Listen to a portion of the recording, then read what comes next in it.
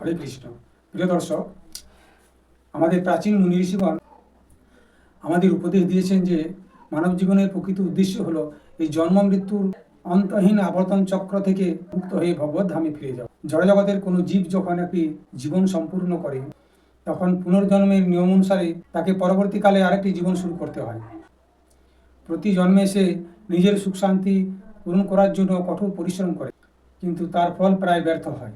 তখন তাকে নূতন করে আবার কিছু শুরু করতে হয়, অর্থাৎ আরেকটি শরীর ধারণ করতে হয়। এই জন্য এই জড়জগৎকে বলা হয় মৃত্যু সংসার সাগর। এই ভব সংসার অজ্ঞানতা ও মৃত্যুর এক অসীম মহাসাগর, যার মধ্যে আমরা পড়ে রয়েছি। এই সংসার দাবানলের মতো, কিন্তু এই মৃত্যু সংসার সাগরে কোটি কোটিবার জন্ম মৃত্যুর যন্ত্রণা অনুভবের কোনো বাধ্যতা নেই।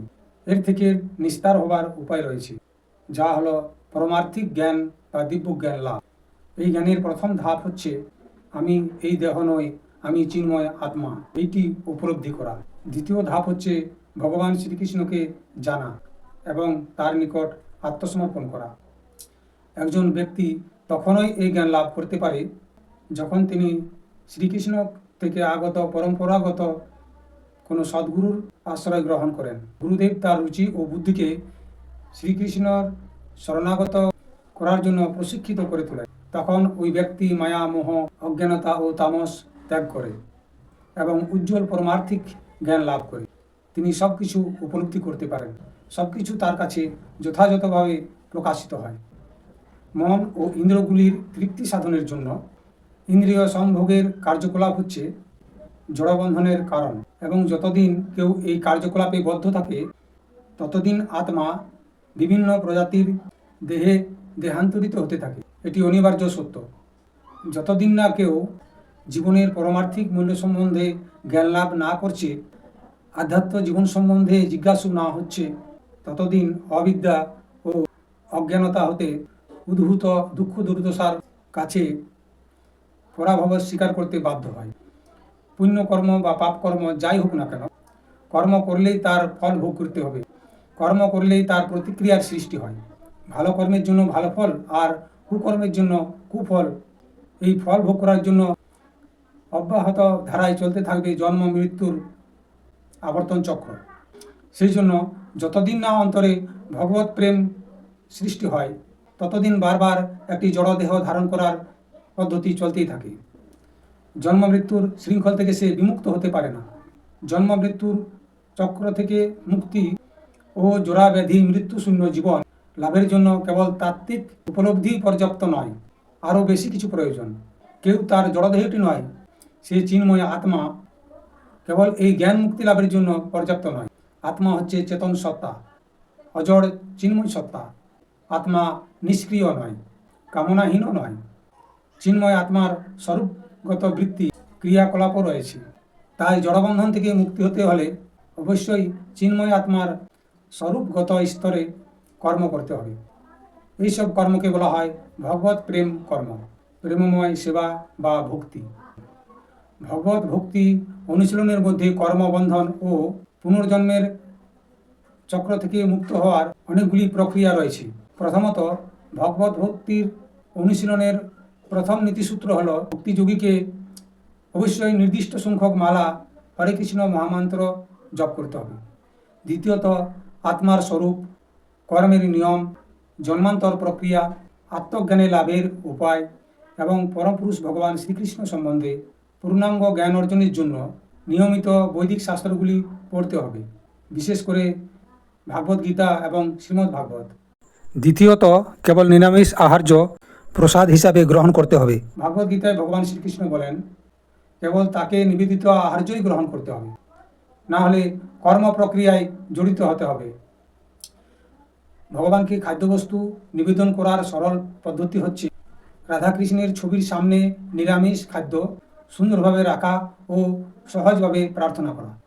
প্রিয় কৃষ্ণ, অনুগ্রহ করে এই নিবেদিত আহার্য বস্তু গ্রহণ করুন এবং এরপর হরে কৃষ্ণ মহামন্ত্র জপ করা। ভগবান কখনো খাদ্যের জন্য ক্ষুধার্ত নন, তিনি আমাদের প্রীতির জন্য ক্ষুধার্ত। তিনি আমাদের আন্তরিক প্রীতিতে বশবর্তী হয়ে নিবেদিত খাদ্যদ্রব্য গ্রহণ করেন।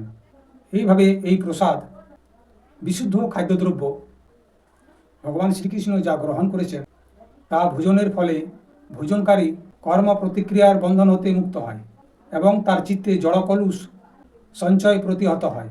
চতুর্থত, মাছ, মাংস, ডিম বর্জন করতে হবে। চা, কফি, মাদকদ্রব্য, ধূমপান ইত্যাদি বর্জন করতে হবে। অবৈধ যৌন সংসর্গ বর্জনীয়। পঞ্চমত, কৃতকর্মের সমস্ত ফল ভগবানকে অর্পণ করা উচিত। দেহরক্ষার জন্য প্রত্যেকেই কর্ম করতে বাধ্য হয়, কিন্তু যদি নিজেকে তৃপ্তি করার জন্য কর্ম করা হয় তাহলে তাকে ভবিষ্যতের জন্য জন্ম জন্ম ধরে তার কৃতকর্মের ফল ভোগে বাধ্য হতে হয়। ভগবদ্গীতায় সতর্ক করা হয়েছে যে পরমেশ্বর ভগবানের সন্তোষ বিধানের জন্যই কেবল কর্ম করা উচিত।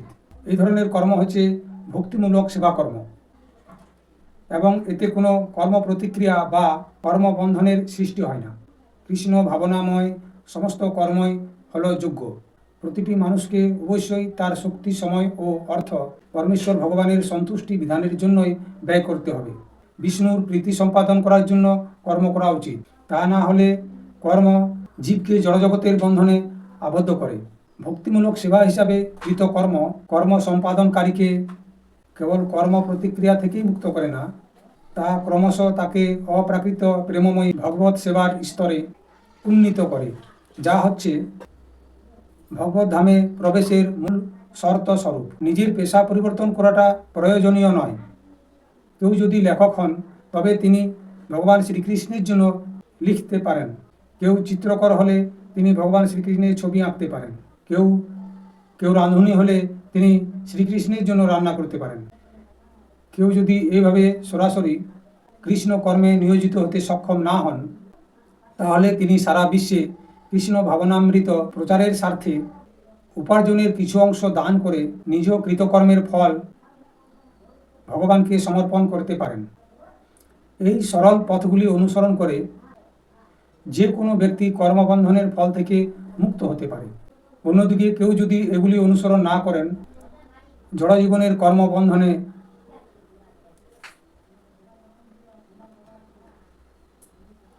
আবদ্ধ হয়ে পড়তে হবে। এই প্রকৃতির নিয়ম অত্যন্ত কঠোর। দুর্ভাগ্যবশত অধিকাংশ মানুষই এ বিষয়ে সচেতন নন, কিন্তু নিয়ম সম্বন্ধে অজ্ঞতার অজুহাতে কোনো কিছু না জানাও এক ধরনের পাপ। ভাগবদ্গীতায় বলা হয়েছে যে অজ্ঞ, শ্রদ্ধাহীন ও সংশয়াত্মা ব্যক্তি বিনাশপ্রাপ্ত হয়। সেজন্য জন্মমৃত্যুর অন্তহীন যন্ত্রণাপ্রদ আবর্তন চক্র থেকে বিমুক্ত হওয়ার জন্য আমাদেরকে কর্ম ও পুনর্জন্মের নিয়মটি বুঝতে হবে। তা না হলে আমাদেরকে বারবার এই জগতে নানা রকমের দেহে ফিরে আসতে হবে। আর আমাদেরকে স্মরণ রাখতে হবে যে সেই দেহ সবসময় মানব দেহ নাও হতে পারে। গীতা এবং অন্যান্য বৈদিক শাস্ত্র হচ্ছে নীতি নির্দেশিকা, যা আমাদের জীবনের গতিপথের প্রকৃত লক্ষ্য শিক্ষা দেয়। পুনর্জন্ম বিজ্ঞান অবগত হওয়ার মাধ্যমে আমরা কর্মবন্ধন থেকে বিমুক্ত হতে পারি এবং ভাগবত ধামে ফিরে যেতে পারি, যা সনাতন, জ্ঞানময় এবং দিব্যানন্দময়।